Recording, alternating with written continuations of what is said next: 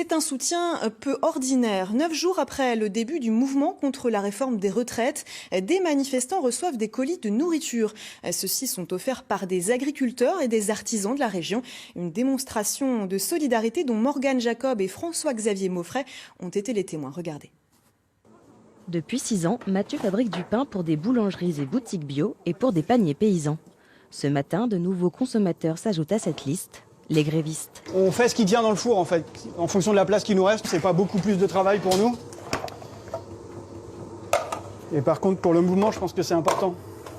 Comme hier, Mathieu donne 20 kilos de pain. Attentif au mouvement de contestation, lui et ses collègues n'ont pas hésité très longtemps à se mobiliser, à leur manière.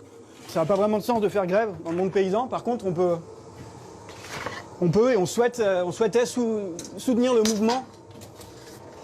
Et on s'est dit qu'on pouvait peut-être le soutenir en alimentant la lutte à partir de nos produits paysans. En plus du pain, des œufs, du miel et de la bière doivent aussi être collectés dans cette ferme. En tout, une dizaine d'agriculteurs a contribué, comme Luc. Là, on a des légumes de la petite fève de chez Clara à Fondette.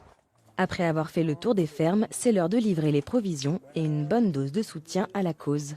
On est bien sûr opposé à ce calcul par points qui permet en fait de définir des retraites qui ne correspondent pas à la réalité. Ça nous oblige à poursuivre notre activité, à aller beaucoup plus loin pour financer ces retraites.